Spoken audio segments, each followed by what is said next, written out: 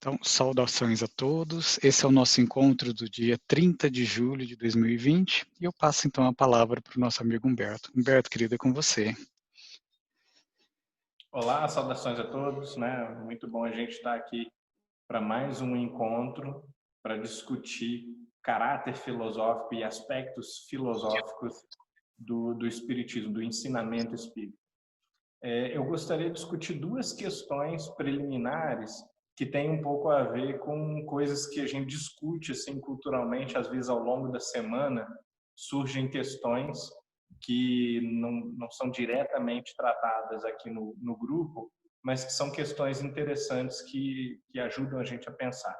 Uma delas é o termo doutrina espírita. A gente usa muito esse termo porque no século XIX, doutrina era a palavra usada, no seu sentido correto e original, para ensinamento, né? Um grupo de princípios, né? Conjunto de princípios que era ensinado, que era propagado através de um conjunto de livros ou de palestras, de sermões, alguma coisa assim. Então, isso era uma doutrina. Então, não existia essa conotação pejorativa que a gente tem para, por exemplo, o termo doutrinação, ou então isso aí tem um aspecto doutrinal, um caráter doutrinal. Então, a gente precisa até tomar um certo cuidado com o termo doutrina, talvez usando principalmente para o não espírita, né, para quem não está inteirado desse contexto histórico, que na obra de Kardec é bem óbvio, a gente vê que é claramente isso, é o ensino dos espíritos, né? Então, para quem não está bem inteirado disso, talvez seja interessante a gente usar, assim, coloquialmente, o termo o ensino dos espíritos, a filosofia dos espíritos, e realmente preservar o termo doutrina só para os iniciados, por assim dizer, né? Para aqueles que estão familiarizados com o tom e a forma como esse termo é aplicável dentro da prática, né, do estudo do espiritismo. Uma outra questão interessante é a questão da convicção e de afirmações fortes, às vezes, que estão ligadas a essa convicção. Então, ao longo da semana surgiram, por causa de outras discussões, não tem nada a ver com o grupo, mas surgiram essas questões assim, mas se o espiritismo é crítico, então por que em alguns momentos Kardec é muito taxativo ao fazer afirmações sobre a importância do espiritismo, a força do espiritismo, né? E até às vezes afirmações fortes sobre a sua própria missão. Então a gente lembra aquele momento em que Maria, mãe de Jesus, né, ela tece uma espécie de hino, oração, né, de louvor, e ela diz assim: todas as gerações me chamarão a bem-aventurada, todas as gerações me reconhecerão como bem-aventurada. E Maria era uma das pessoas mais humildes que já existiu, e isso não impediu ela de tirar essa conclusão lógica, né? A gente não deve achar que ela estava envaidecida, que ela estava se achando, né? Que ela estava de alguma forma dando uma carteirada. As pessoas às vezes elas fazem a passagem da constatação do óbvio para um vício moral, né? Elas entendem malícia onde há uma constatação de fato, por exemplo. Então, o que Maria está fazendo nesse trecho é simplesmente constatar um fato, né? Todas as gerações a reconhecerão, todas as gerações, a partir daquele momento, vão reconhecê-la como a pessoa que foi escolhida por Deus, né? E que deu à luz Jesus Cristo. E isso é imortal, é inesquecível, jamais vai passar. Então, da mesma forma, muitas vezes, quando Kardec diz o seguinte: o espiritismo, né, chegou a seu tempo para transformar a sociedade, sei lá, alguma coisa mais ou menos assim, né? Não é porque Kardec está envaidecido, está se achando, ele está, de alguma maneira, embutindo um argumento de autoridade no discurso, né? É simplesmente porque há coisas que podem ser logicamente deduzidas e constatadas a partir dos fatos, né? Então, se você tem princípios que são revolucionários, são radicalmente diferentes de tudo aquilo que havia antes, você pode tirar conclusões lógicas sobre o quão relevantes são esses princípios, o quão importantes eles vão ser no futuro. Se eles são princípios capazes de transformar o caráter humano, você facilmente pode constatar, pela pura lógica, que aquela doutrina, ou aquele conjunto de ensinamentos, de princípios filosóficos, tem um gigantesco poder de transformação da humanidade, da sociedade, através da transformação do caráter dos indivíduos. Então, essas são algumas questões para a gente pensar, né? O próprio René Descartes, ele era um sujeito que fez uma aplicação intensa do ceticismo, e como resultado da sua aplicação metódica e intensa do ceticismo, da dúvida metódica e da dúvida hiperbólica, né? da dúvida máxima possível, ele chega a uma convicção fortíssima, a uma certeza, como ele diz. Ou seja, aquilo que resiste à dúvida mais incisiva tem também o mérito de poder ser crido com uma certa convicção. Aquilo que foi testado pela experiência, aquilo que é comprovado por argumentos sólidos, produz convicções nas quais a gente pode crer racionalmente. Isso não quer dizer que a gente abandonou o ceticismo ou o criticismo. Bom, essas preliminares, elas têm muito a ver com o trecho que a gente vai ler. Vocês devem se lembrar que, como esse, de novo, não é um estudo do Livro dos Espíritos, a gente não tem o compromisso de passar ponto a ponto e de, no final, sabatinar todo mundo e perguntar, bom, o que é aqui o povoamento da Terra por Adão, né? O povoamento da Terra e o surgimento de Adão, o que está dizendo aqui? A gente não precisa memorizar essas coisas, a gente só precisa tentar extrair a nata, o óleo essencial, né? A essência filosófica que está entremeada aqui, né? Que está nas entrelinhas, digamos assim, do discurso das questões. Se a gente conseguir fazer um pouco isso, está ótimo, já está de bom tamanho, né? Então, gostaria de começar destacando essas questões 42, 45 e 48. Por quê? São questões diretamente ligadas à ciência e questões que hoje a gente poderia levantar como não tão misteriosas assim, razoavelmente bem respondidas. A gente sabe que qual é a idade do universo, né? A formação dos mundos, a idade do universo tem mais ou menos 13 ponto alguma coisa, 14 bilhões de anos o universo. Portanto, o Sol tem aproximadamente, não me lembro direito se são 5 bilhões de anos, ou 6 bilhões de anos, essa é mais ou menos a idade da Terra também. E a partir dessa datação por várias técnicas, né, carbono 14, inferências sobre o movimento, né, dos corpos no sistema solar, a gente pode ter uma ideia aproximada boa. Então surgem algumas questões aí nesses véus que as respostas colocam sobre essas questões, né? Surgimento da vida na Terra, aparecimento do homem e outros seres vivos. Aí a resposta é assim, não tem como saber. Todos os vossos cálculos são quiméricos. Questão número 1. Essas respostas, elas têm a ver com a época, ou seja, aqueles cálculos ou aquelas inferências feitas pelas pessoas daquele período com aquela tecnologia que eram insuficientes, ou essas respostas elas são fixas, né, como a 42 dá a entender, né? A 42 ela diz isso, né, literalmente, só o Criador o sabe. Então, se só Deus o sabe, de certa forma a gente pode concluir, quem está respondendo não sabe, né? A gente pode concluir isso ou não? Parece que sim, até certo ponto. A não ser que quem está respondendo tenha parte com Deus e saiba daquilo que Deus sabe, digamos assim, por uma harmonização, por uma proximidade com Deus, mas é certo que nós não sabemos, não temos como saber, né? É uma coisa que só Deus sabe. Então, nesse ponto, fica parecendo que realmente todos os nossos cálculos, todas as nossas tentativas de fechar questões desse tipo são utópicos e são quiméricos. E o que a gente deve concluir, então, do fato de que a ciência diz de maneira mais ou menos exata qual é esse número, né? O número de bilhões de anos que a Terra deve ter aproximadamente, que o universo deve ter.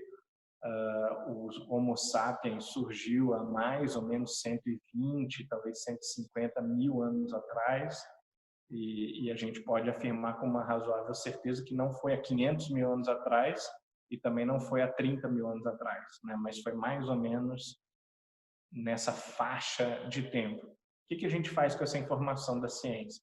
Bom, a gente pode dizer duas coisas. Na verdade, a gente pode dizer três coisas. Minto. A gente pode dizer três coisas. O livro está errado, a resposta foi muito genérica, foi condicionada pelo médium, foi condicionada por aquela época, que as pessoas tinham bastante certeza de que esses cálculos eram chutados, né? E eram mesmo, eram bem chutados, tanto é que eram muito longe da realidade, estavam muito distantes da realidade.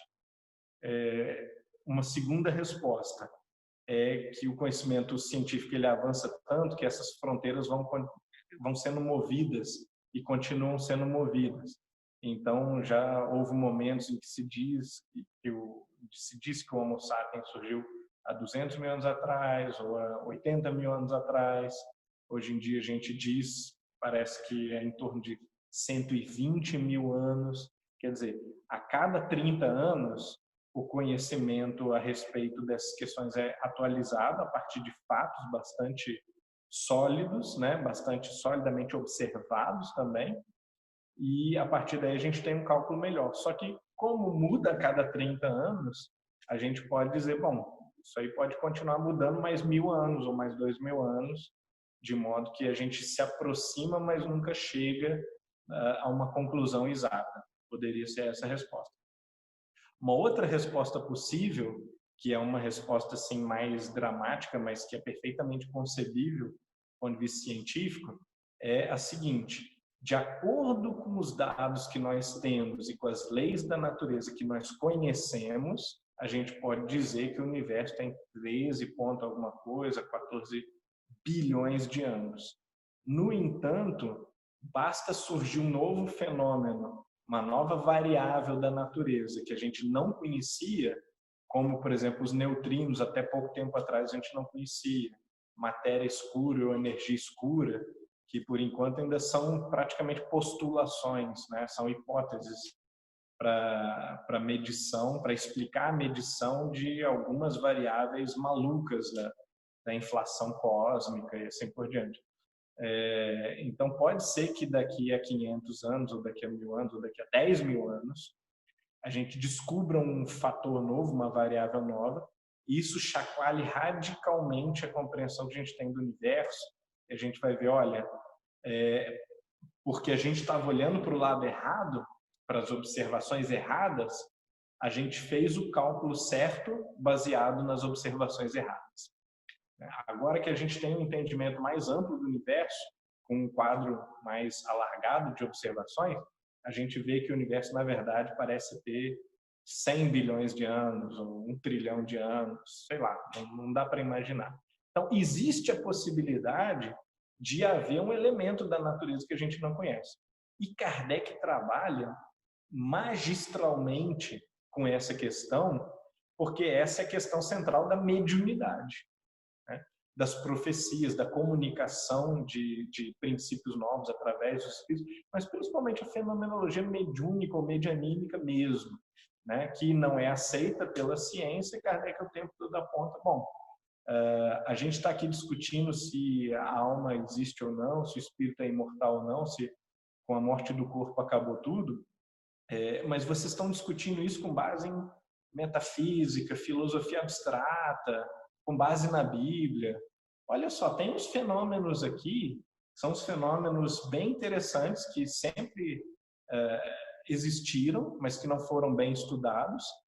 E se nós estudarmos esses fenômenos, nós podemos ter uma intuição 1000 vezes melhor sobre a questão da imortalidade da alma do que fazendo análise da Bíblia, né, que tem 2000 anos, ou fazendo análise da filosofia de Aristóteles, da filosofia de Platão, tem mais de 2000 anos. Então vamos fazer uma análise desses fenômenos aqui, né, ligados ao sonambulismo, ao magnetismo, às escritas automáticas, e vamos, a partir desses novos fenômenos, tentar recalibrar a nossa compreensão dessa realidade. Então, Kardec estava muito acostumado com esse tipo de questão. Ele estava muito acostumado com o fato de a sociedade não enxergar ou não aceitar toda uma ordem de fenômenos que poderia aclarar, no caso, a questão da sobrevivência do espírito, a morte do corpo. E a questão da comunicabilidade também com os espíritos, entre quem está vivendo a vida do corpo e quem não está mais vivendo a vida no corpo. Então, similarmente, né, ou semelhantemente, a gente pode aplicar, por analogia, isso que ele estava experimentando o tempo todo, ele conseguia aplicar por analogia a outras realidades da vida, outras leis da natureza, né? Então, essas questões cósmicas, essas questões assim, da formação da Terra, do Gênesis, né, que ele vai aperfeiçoar bastante na Gênesis, elas já aparecem aqui de forma muito sensata, trabalhadas como questões que ameaçam, que ultrapassam um pouco os limites da possibilidade de entendimento humano. Tem outras questões que mereceriam ser discutidas, como, por exemplo, na 45, depois da resposta, o próprio Kardec faz uma das suas interessantíssimas notas, ou dos seus comentários à resposta. Esses comentários às respostas, quando são feitos, sempre valem muito a pena, porque eles meio que sintetizam o todo da visão do Kardec sobre todo o ensino dos espíritos, focando aquele objeto que está sendo ali discutido.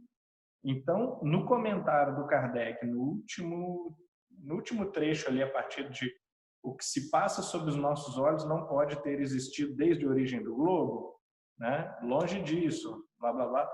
Nesse trecho final do comentário, a gente vê o quê?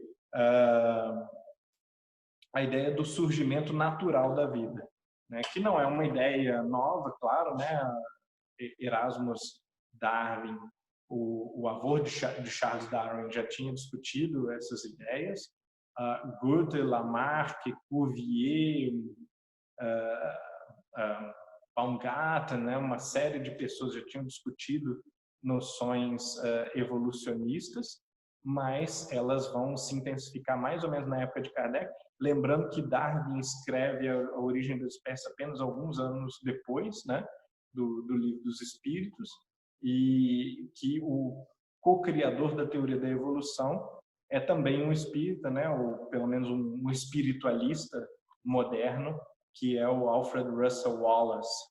É um sujeito que recebeu todas as condecorações científicas que existiam na época, e era realmente assim considerado um pai da teoria da evolução junto com Darwin, ou um êmulo de Darwin, um co-criador da teoria da evolução junto com Darwin. Então, quer dizer, essas questões elas estão na crista da onda naquele momento, não são questões que foram aqui inventadas por Kardec. Mas o que é interessante observar é o seguinte: nós temos, no geral, com grandes exceções, como Goethe, por exemplo, né? Mas no geral, nós temos dois partidos ali em meados do século XIX.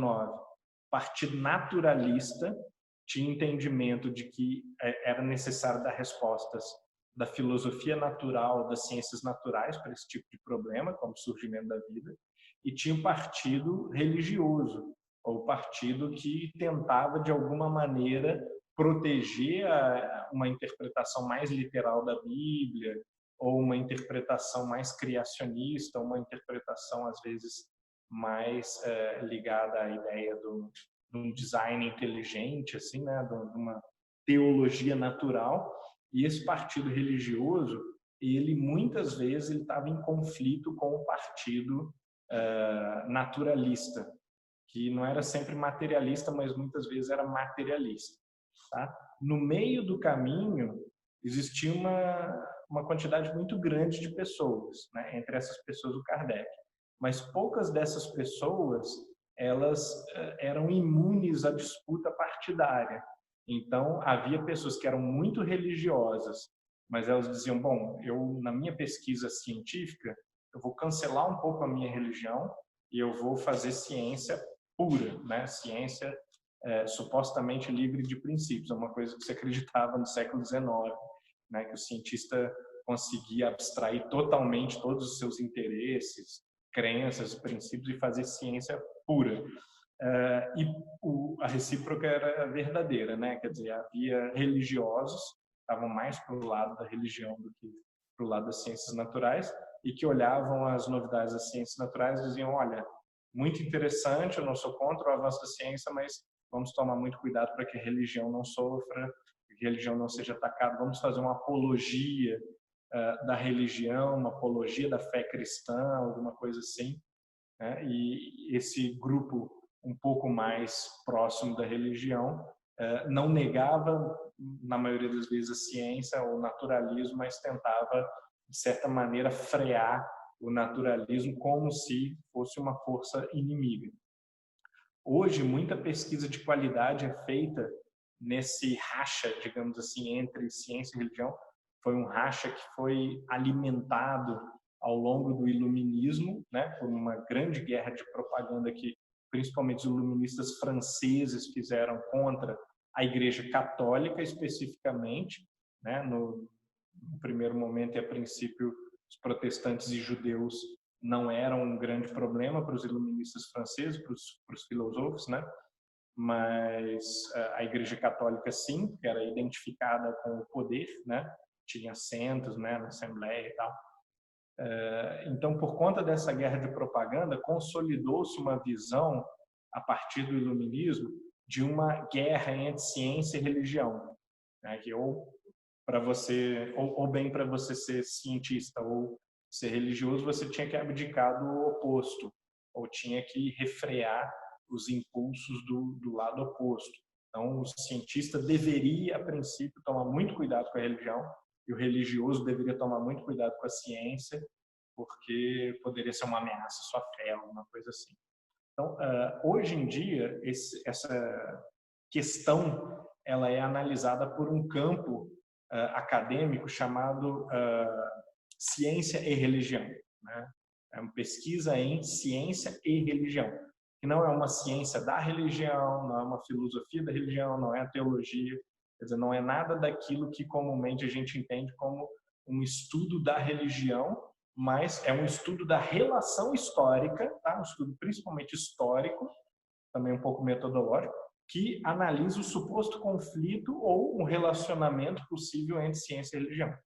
Então, os grandes historiadores que analisam essas questões, como Ronald Numbers, Peter Harrison, uma série de outros, Ian Barbour, né, eles observam que essa relação conturbada ela tem muito a ver com realmente uma propaganda que partiu dos materialistas, principalmente, e queriam isolar a universidade contra os religiosos, contra o pensamento religioso, por exemplo. Isso tem as suas raízes lá na modernidade, começo da modernidade, passando pelo iluminismo, pela turma do Voltaire, né, dos enciclopedistas, até culminar em meados do século XIX com no materialismo acadêmico, no materialismo universitário, que vai aos poucos ganhando terreno e no comecinho do século XX já está muito bem enraizado, a ponto de que questões religiosas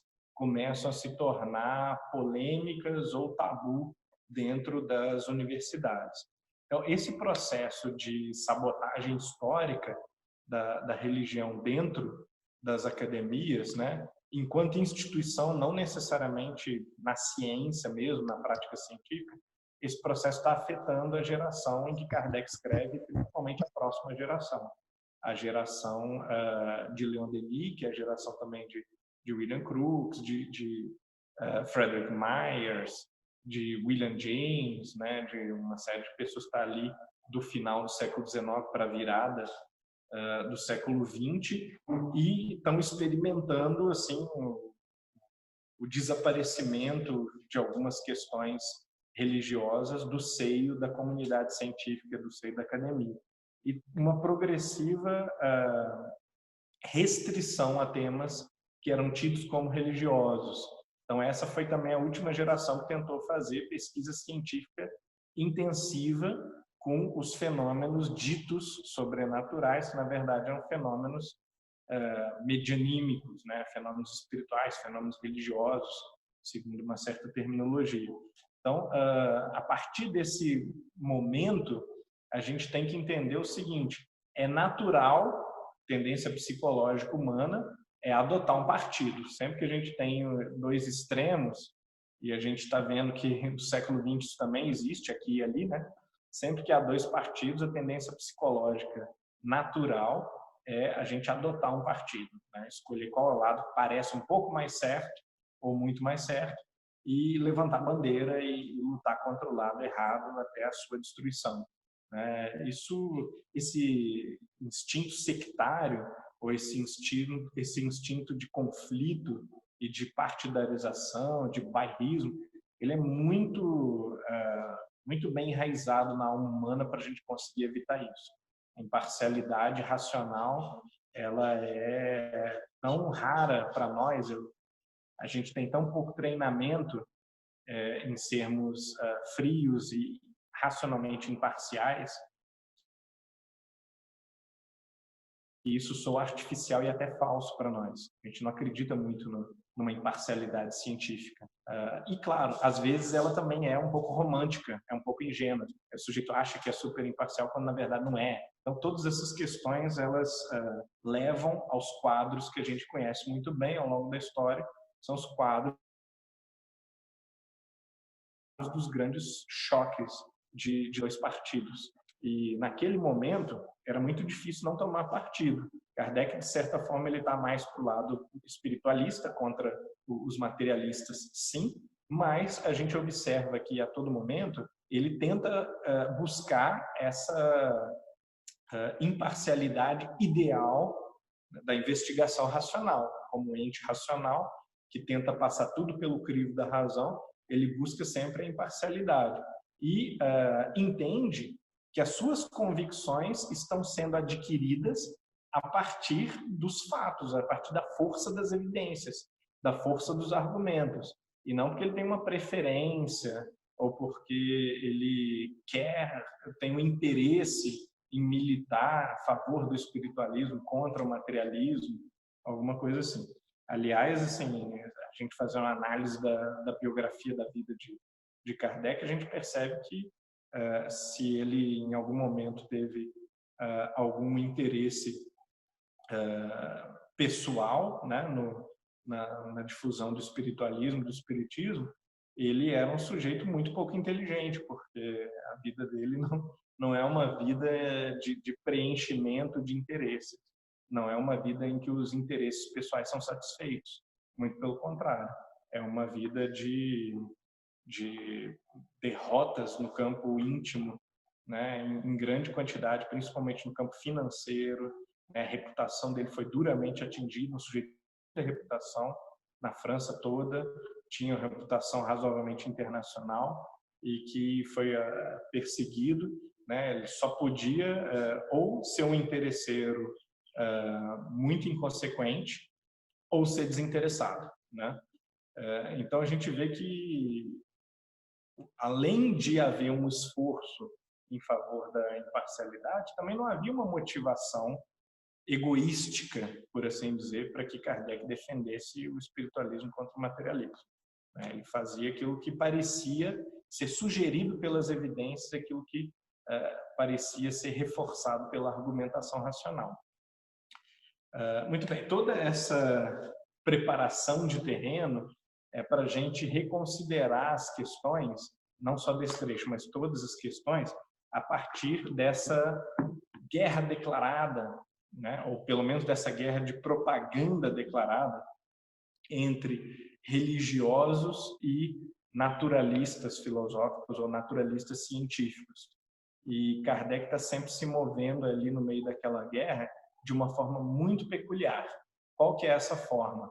Ele é ao mesmo tempo alguém que advoga o tempo todo o naturalismo, ele não acredita no sobrenatural, ele rechaça o oculto, o sobrenatural, o milagroso como irracionais, como coisas que não sustentam diante da luz da análise racional, da análise científica.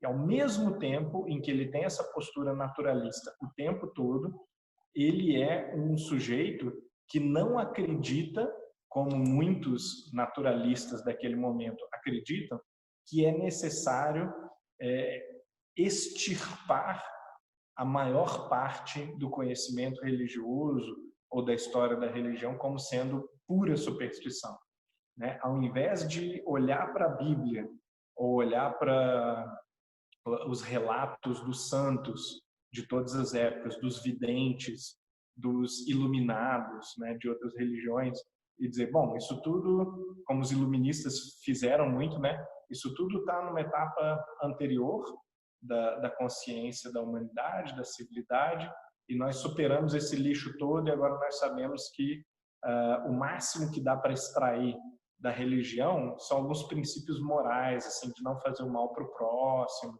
não ser egoísta, etc. e tal. Mas essa parte dos milagres, né, a ressurreição, que o sujeito ouviu uma voz no deserto, e isso tudo é lixo, né? Isso tudo está acontecendo na mente da pessoa, é psicológico, ou então é a cultura, a pessoa queria muito acreditar naquilo, ou então estava com fome, com sede no meio do deserto, tomando sol na cabeça, teve um devaneio, assim, teve um delírio, uma alucinação, ou era esquizofrênico, como a gente vê, né? As pessoas abertamente falam que Paulo, por exemplo, era esquizofrênico, teve um surto no meio do deserto, aí imaginou ter visto Jesus, porque estava culpado pelo que ele tinha feito com Estevão e tal.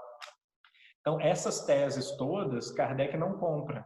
E, mais interessante ainda, mesmo sendo um naturalista, ele olha para essas teses com certo desprezo, assim, e como se elas fossem produto da ingenuidade naturalista ou da ingenuidade materialista. E vai olhar para o Evangelho, vai olhar para o relato dos santos, vai olhar para os relatos dos xamãs, dos magos, dos iluminados de outras religiões, como relatos que precisam ser investigados como potencial fonte de análise de fenômenos, né? Vamos ver se por trás desse relato existe uma lei da natureza que é consistente, que a gente pode ver em múltiplas culturas, em várias épocas, e que talvez possa ser comparada aos fenômenos que nós estamos investigando agora, do sonambulismo, do magnetismo, do mediunismo, e talvez a gente descubra alguma coisa sobre o que realmente aconteceu nessa passagem aqui da Bíblia, por exemplo. Então, quando Kardec faz a análise da religião, ele faz uma análise naturalista, que não é uma análise que quer descaracterizar a religião como supersticiosa, sem sequer o mérito da dúvida, né? sem sequer o benefício da dúvida. Muito pelo contrário, ele vai o tempo todo tentar ver o que pode e o que não pode ser verdadeiro. Então, aqui na questão 51, por exemplo, a gente tem uma resposta também bem interessante. A questão 51 diz assim: podemos saber em que época viveu Adão? Já tinha acabado de ser dito que Adão não foi o único homem que deu origem à humanidade. Ele não foi nem o primeiro, nem o único a povoar a Terra. Aí, na próxima questão, se diz mais ou menos o seguinte: a época em que viveu Adão foi mais ou menos 4.000 anos antes de Cristo. E aí Kardec faz de novo um comentário interessantíssimo sobre essa questão. O que significa dizer que Adão viveu há 4.000 anos atrás? Significa que uma pessoa chamada Adão viveu há 4.000 anos atrás? e foi um patriarca do povo judeu, assim como Abraão ou Moisés ou Davi? É isso que significa? Né? 2, significa que, mais ou menos naquele período, uma determinada comunidade produziu uma história a respeito de Adão. Né? O que isso quer dizer? 3, vamos imaginar uma terceira opção. Algum evento, né, pode ter chamado a atenção daquele grupo, e esse evento, a chegada de uma pessoa nova, que, vamos supor, se chamasse Caim, né, fazendo várias alegações. Bom, eu vim de um outro lugar, tal, meu pai era um líder daquele povo, se chamava Adão, estou um pouco arrependido porque eu tive uma briga com meu irmão, acabei matando meu irmão e tal. Vamos supor que aconteceu uma coisa mais ou menos assim. E as pessoas, bom, então existiu um Adão, né? Então várias coisas podem ter acontecido. O que interessa é que Kardec, ele não fecha a questão e não está interessado em fechar a questão. Ele está interessado em levantar as opções e criativamente, criticamente, pensar, refletir sobre essas opções. E ele termina assim: alguns, e com muita razão, consideram Adão um mito ou uma alegoria, personificando as primeiras idades do mundo. Né? Então, Kardec está discutindo a Bíblia com toda seriedade e, não obstante, ele diz, bom, essa história, como a história de Noé, por exemplo, como a história de Sansão, quase que certamente é, né? Ela pode não ter nenhum fato por trás dela, nenhuma verdade histórica por trás dela. Pode ser um puro mito, assim como os 12 trabalhos de Hércules ou Chapeuzinho Vermelho, e não obstante, esse mito ele pode nos ensinar lições importantes. Né? Assim como o mito de Sansão ele nos ensina que a gente deve manter os acordos que a gente fecha, né? Os acordos que a gente celebra com alguém, o mito de Adão ele ensina uma série de coisas muito importantes. Né? A gente pode aprofundá-lo através, por exemplo, de uma leitura do Paraíso Perdido de Milton, né? Que vai fazer justamente essa análise bem profunda, detalhe no detalhe, né, do mito de Adão, de Eva, da queda, né, da saída do paraíso, da queda do paraíso. E a gente pode só fazer uma análise mais rápida, mais superficial aqui para nós, o que significa árvore, o que significa serpente, o que significa Adão e Eva. Eu sei que há análises espíritas, por exemplo, dessas histórias, né, fazendo comparações com A Caminho da Luz, por exemplo, com uma possível relação entre o habitante original da Terra e um habitante estrangeiro. Enfim, muitas análises desses símbolos são possíveis. O que a gente não pode fazer é se esquecer de que aquilo que parece impossível de ter acontecido de fato e que não é necessário crer porque está de acordo.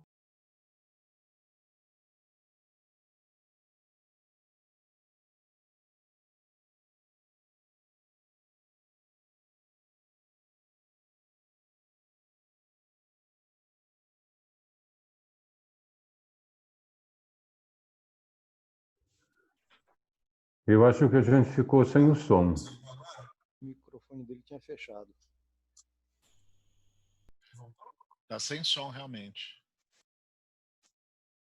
Tivemos um problema técnico, gente. Vamos fazer um corte aqui. Voltou. Voltou.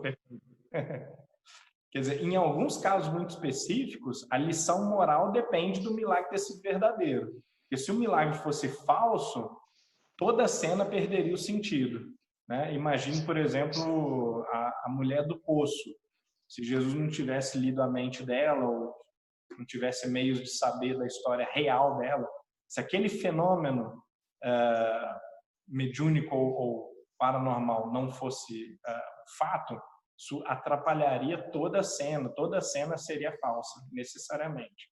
Né? Então, nós temos muitas passagens que são assim.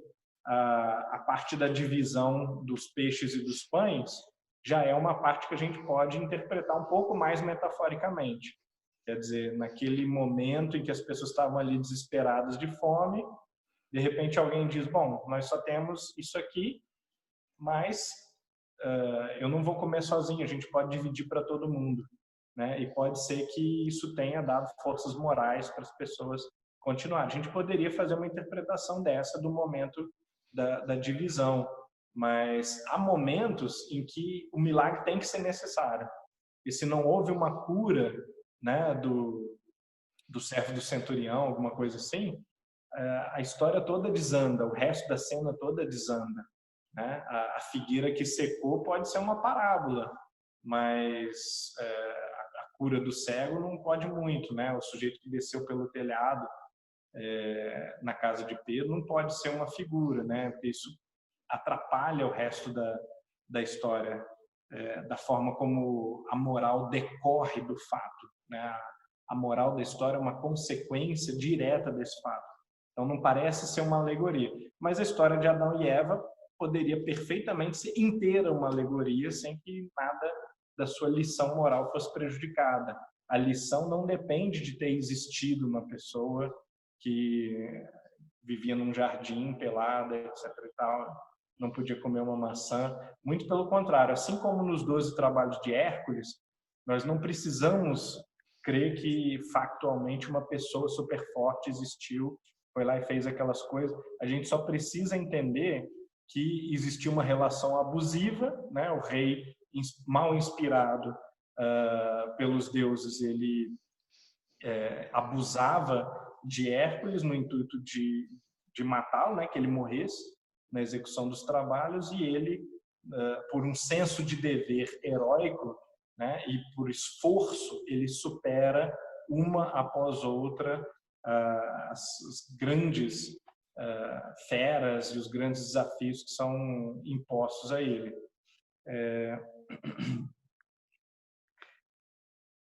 Então, era só isso mesmo que eu queria chamar a atenção, né? O fato de que Kardec, com muita tranquilidade, faz essa análise do que pode ser simbólico, sem desmerecer a religião, sem desmerecer o relato religioso, porque muitas pessoas poderiam virar e dizer, bom, Adão e Eva contraria todas as leis da natureza, de acordo com aquilo que a gente sabe pela ciência, portanto, nada disso é verdade, portanto, isso é uma pura superstição que precisa ser eliminado do livro ou eliminado da educação, porque não há nada a ser acrescentado por essa historinha.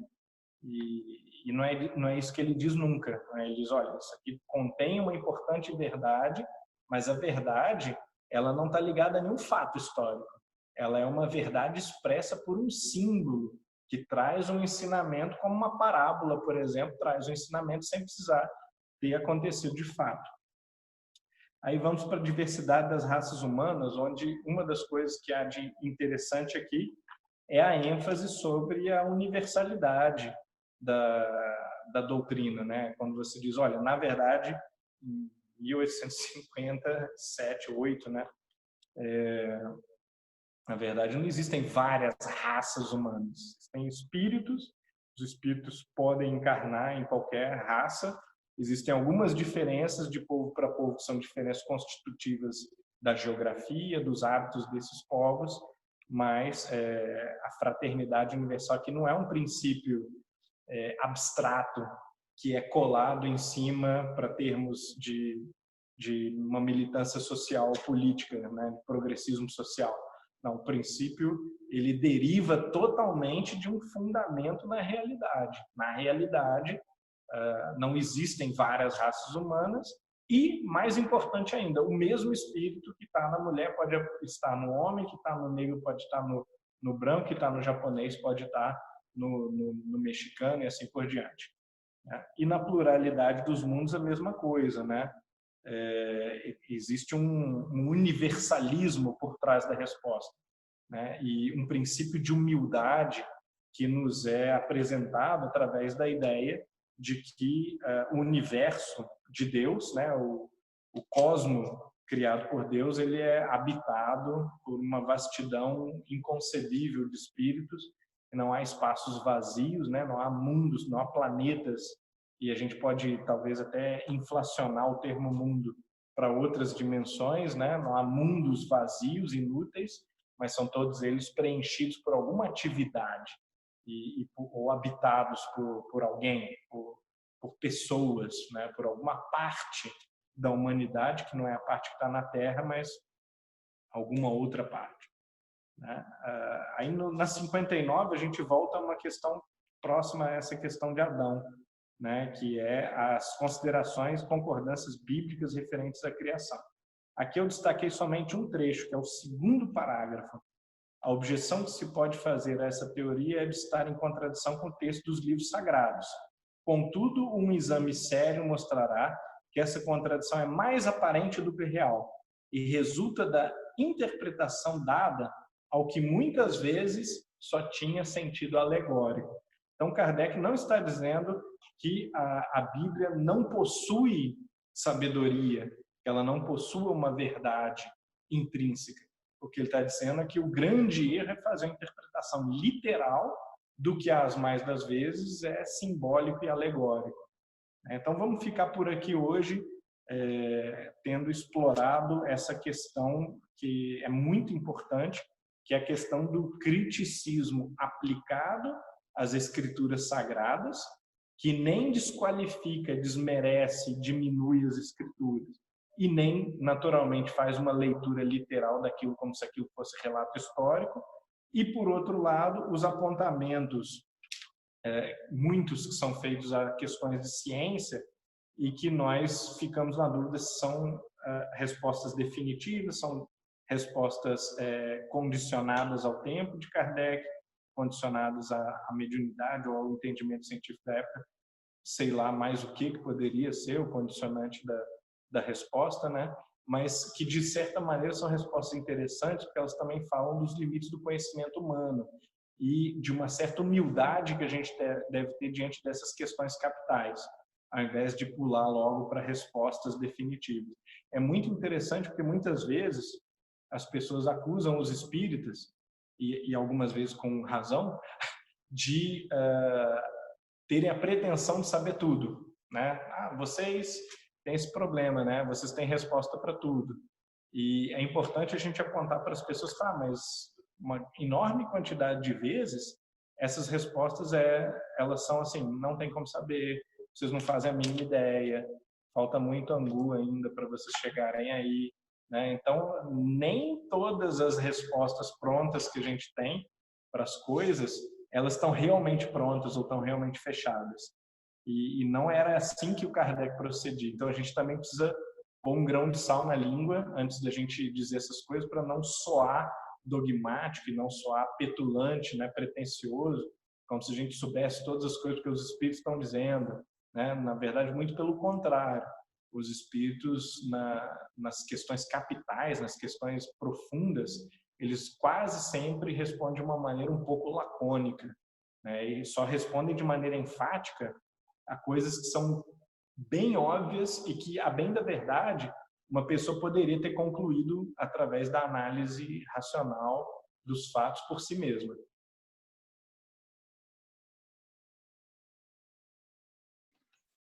Muito bom, Humberto, obrigado. Nós temos duas perguntas aqui já. Então, pessoal, quem quiser fazer perguntas, manda aqui no meu privado no WhatsApp, que a gente vai começar as perguntas e respostas. A primeira pergunta vem do Jader. Ele fala o seguinte: qual é a diferença entre princípios, pressupostos e postulados em filosofia? Ok, isso é uma diferença sutil. O pressuposto é algo que você precisa assumir antes de começar a raciocinar. Quer dizer, é como se fosse uma premissa a partir da qual você vai tirar conclusões, mas você precisa acreditar naquela premissa, né? Por exemplo, um pressuposto básico que a gente usa o tempo todo e que na doutrina espírita aparece a torto direito. A razão funciona. Se você desconfia da razão, eu não tenho muito mais o que te dizer, né? Então, o espiritismo ele é pouco tolerante com o relativismo, né? O mínimo do mínimo que você precisa é acreditar que esse mecanismo que leva a certezas exatas e absolutas, como, por exemplo, 1 mais 1 é igual a 2. Isso é uma certeza absoluta, isso não é questionável, isso não é matéria de debate, matéria de controvérsia. Se você passa a desconfiar da lógica ou de coisas que são racionalmente muito fortes, então não tem muito como a gente fazer investigação de nada, não tem muito como ter diálogo. Então isso é um pressuposto. A gente tem que começar a partir dessa concordância mínima. Um postulado, não necessariamente, ele está tão na base daquilo que vai se desdobrar mais para frente. Às vezes a gente está fazendo uma investigação, então a gente tem alguns pressupostos e algumas constatações, coisas que a gente vai percebendo no caminho ou que a gente vai deduzindo, inferindo no caminho. Aí chega um ponto que a nossa investigação não tem resposta. Por exemplo, como é que Deus vai julgar o nosso mérito e demérito depois da morte? Aí você tem o espírito assim mais iconoclasta, que ele vai dizer o seguinte: olha, isso não existe, Deus não julga ninguém, né? É uma coisa que também o sujeito não poderia afirmar com tanta convicção. A gente não sabe, né? A resposta certa é essa, a gente não sabe exatamente como é que é. Se é você sozinho que julga, se existe uma lei da natureza que é mais moral do que física e que de alguma maneira te dá o retorno exato daquilo que você fez, né? Se existe alguém observando, como se fossem professores, instrutores que vão dizer depois da sua morte assim, olha, você pode fazer o que você quiser de acordo com a sua consciência, mas um jeito melhor de você lidar com isso seria fazendo isso, isso e isso, né? E nós tentamos insistir para que você faça isso. Então, há muitas formas de acontecer essa avaliação moral depois da vida corpórea, mas nós postulamos, ou seja, nós projetamos imaginariamente, hipoteticamente, né, uma ideia de que há esse mecanismo, né? Ele pode não ser exatamente um tribunal, ele pode não ser exatamente uma lei do karma, mas tem que ser alguma coisa, algum mecanismo que é infalível e que é objetivo e que vai favorecer o bem e desfavorecer o mal, né?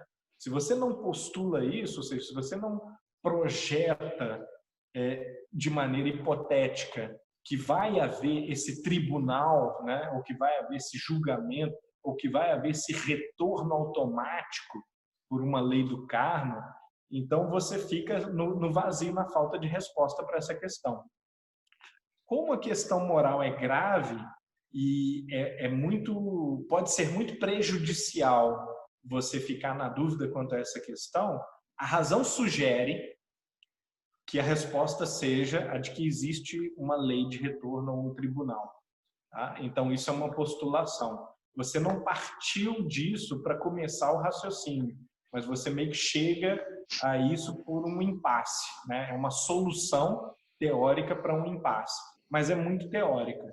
A verdade é que a gente não tem certeza do que acontece, né? A gente vai ter que experimentar, vai ter que ter a sensação do depois da morte, né? A gente tem alguns relatos sobre isso, de mais ou menos como é que funciona, mas também não passam de relatos, né? Nada como uma experiência em primeira mão. Mais uma do Jader. Ele diz o seguinte: Humberto, você pode enviar autores e referências de ciência, religião para estudarmos? Quem são os autores de destaque hoje nesse campo? Sim. Fabrício, só um segundo, Humberto. Eu perguntei postulado, pressuposto, princípio. Ah, perdão. Tudo bem. Então, o princípio aí é até mais difícil de definir, né? Embora o próprio nome já diz, né? São as condições teóricas a partir das quais você desdobra o resto. Eles, na verdade, eles podem ser alcançados depois de vários raciocínios, né? Depois de uma cadeia de argumento. Então, você pode chegar a um princípio depois de uma longa investigação, ou você pode começar com princípios que são quase que evidentes, ou mais ou menos evidentes, né? E que se confundem com pressupostos, com pressuposições de saída, por assim dizer, né? Mas a gente poderia dizer que a identidade deles tem a ver com o fato deles não serem opinativos, por exemplo. Quer dizer, você não pode tirar princípios da cartola ou inventar princípios, a não ser que você queira criar uma doutrina no sentido mais pejorativo da palavra, uma doutrina dogmática, né? Não, os princípios aqui do nosso clube são o seguinte: não pode comer carne branca, não pode usar roupas amarelas, né? Você está criando uma lista de princípios que são basicamente dogmas. Mas no raciocínio filosófico, tenta-se fugir o máximo possível do dogma e da opinião e buscar aqueles princípios que são sólidos, né? Que são o mais próximos possíveis de certezas. Agora, nem sempre, de acordo com a qualidade também do exercício filosófico de cada um, nem sempre esses princípios eles são realmente próximos da certeza, ou eles são certezas sólidas, desenvolvidas por investigação muito consequente. Às vezes eles são um pouco frouxos, e às vezes eles beiram a opinião ou a visão de mundo ou a interpretação e o ponto de vista do autor.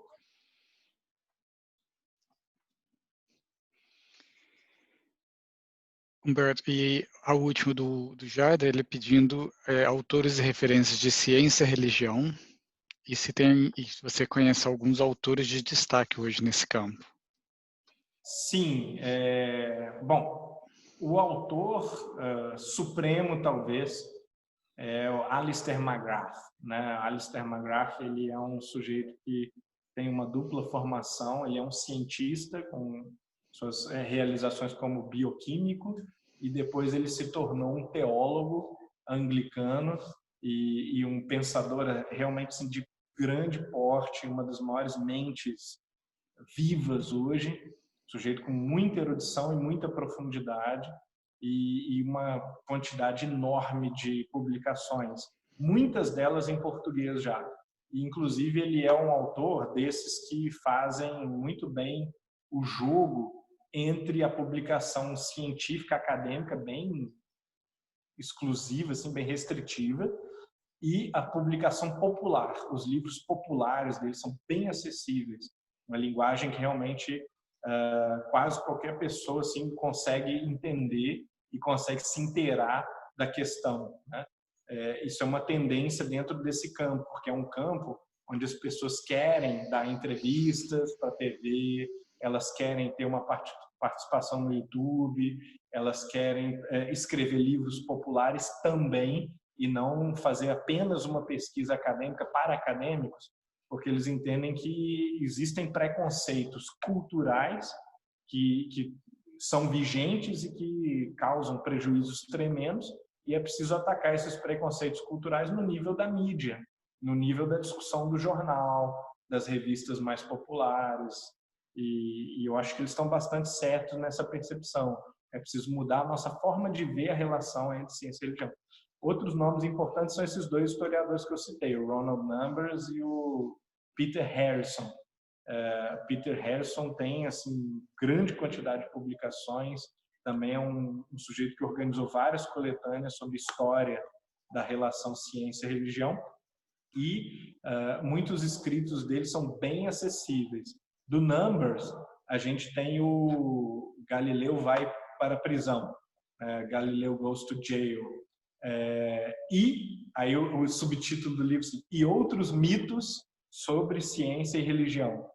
Quer dizer, Galileu não foi para a cadeia. Ele foi condenado à prisão domiciliar e ficou muito pouco tempo em prisão domiciliar, depois voltou para casa, né? Ele ficou mais ou menos livre para transitar, embora no primeiro momento, por talvez alguns anos, ele teve assim essa prisão domiciliar um pouco mais rigorosa, mas mesmo assim ele ficou em prisão domiciliar na casa de um duque amigo dele. Então não era uma situação tão ruim assim quanto às vezes é pintado o quadro, porque no mito da guerra entre ciência e religião, o que é que se diz? Galileu era um ateu, né? Estava enfrentando a igreja era geocentrista e a ciência ateia era heliocentrista. E aí a igreja puniu o Galileu por ser um cientista. Esse é o mito assim para crianças que a gente aprende na escola, no ensino médio, por exemplo.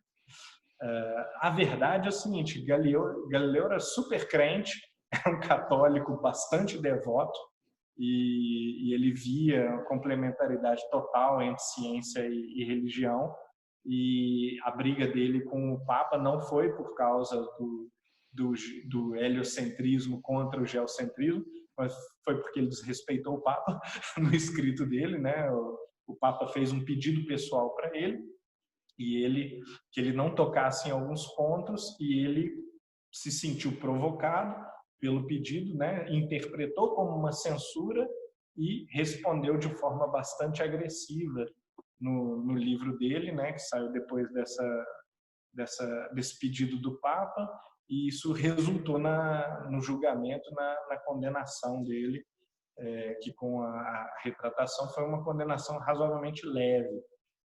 Outro mito clássico é da ideia de que Giordano Bruno foi morto por ser um cientista. A bem da verdade, Giordano Bruno não era exatamente um cientista, ele não era essencialmente, primariamente um cientista.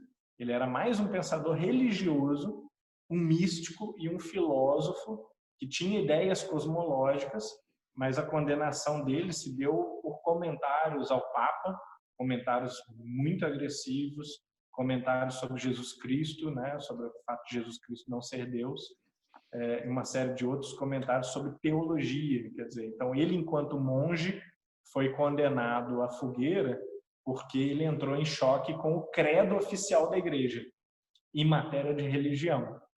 Claro, isso foi uma desgraça completa, foi um episódio dos mais horríveis. Agora, o que os iluministas fizeram? Eles pegaram esses casos e retrataram Giordano Bruno e Galileu, por exemplo, ou Newton, ou Bacon, como se fossem não religiosos, quando na verdade eram extremamente religiosos, mais religiosos do que qualquer um de nós.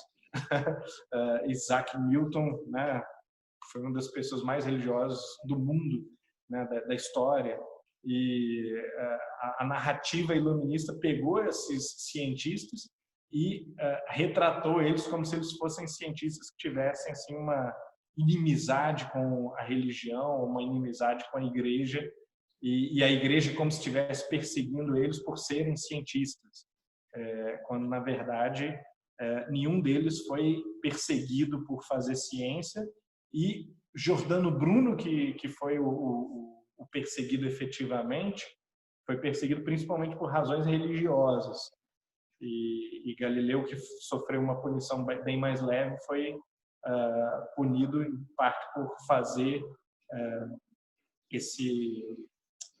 cometer esse ato de desrespeito contra o pedido do Papa, né? Então, quer dizer, isso não é uma proteção da igreja também, vejam bem, não é dizer que a igreja era linda e que não perseguia ninguém, mas as perseguições tinham muito mais razão religiosa de ser do que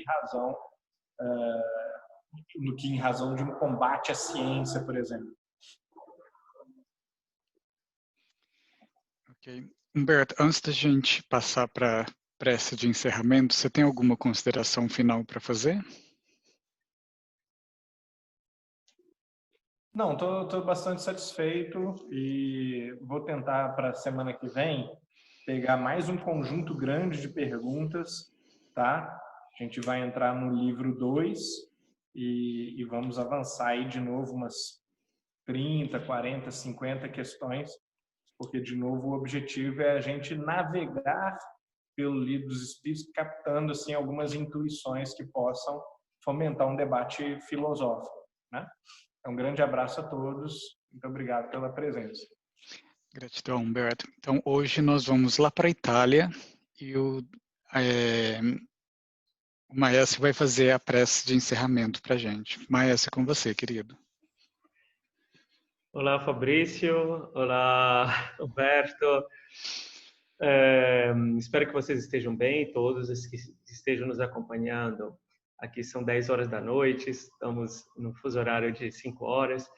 Mas antes de fazer a prece final, essa semana eu estive vendo aqui, a gente sempre está acompanhando algumas notícias ligadas a, digamos, aqui tem vários canais ligados ao Vaticano, ligados a algumas notícias, e apareceu o Papa chamando, digamos, a atenção, as pessoas, numa linguagem, e é muito engraçado isso, porque é uma linguagem, a gente vê muito mais ligada a uma, digamos, uma visão nossa, uma visão espiritualista, uma visão espírita, que uma visão extremamente fechada dentro, digamos assim, da catolicismo antigo, né? Então, a gente está vendo que também dentro das outras, digamos, de outros segmentos já estão tendo essa abertura. Isso é uma maravilha, a gente saber que está tendo realmente essa grande revolução no momento atual que nós estamos vivendo.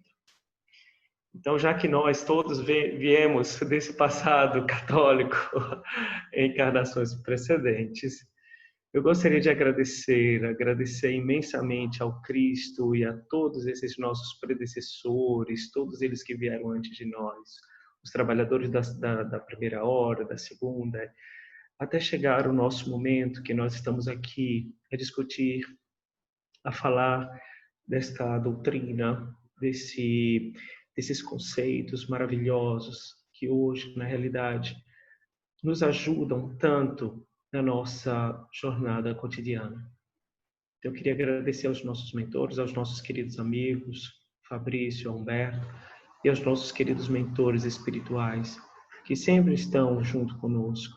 Todas as pessoas das nossas famílias que estão passando por qualquer dificuldade, todos os nossos amigos, o Brasil, o mundo, Senhor. Que neste exato momento, essa energia cósmica, todo o amor que nós possamos vibrar nesse momento, juntos, unidos, neste ideal, possa realmente iluminar o nosso planeta, que tem tanta necessidade de amor, tem tanta necessidade de vibrar nessa direção. Que esta noite para nós seja, mais uma vez, uma noite de grande esclarecimento e amor entre nós. Muito obrigado a todos, que assim seja.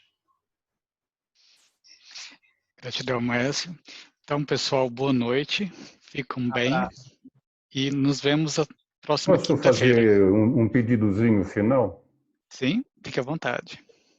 Que Humberto pudesse passar aquelas citações de autores para nós, porque às vezes por causa do som a gente não pôde fazer uma anotação correta, assim. E que o Maércio ele possa passar para nós esse texto do Papa, né, que ele recolheu aí, porque é importante refletir sobre essas convergência, não é? Que a gente está vendo atualmente. Foi uma entrevista que eu vi na televisão, mas se eu tiver digamos, a referência, com certeza passa assim. Ótimo. Tá? Da Itália para o Brasil. Então, e depois para o mundo, né? Porque, na verdade, isso vai correr. Tá certo. Para quem não tem o nosso grupo de WhatsApp, poder ver também, ficar público. Perfeito. É isso, obrigado. Ok, pessoal, então boa noite, até quinta que vem. Tchau.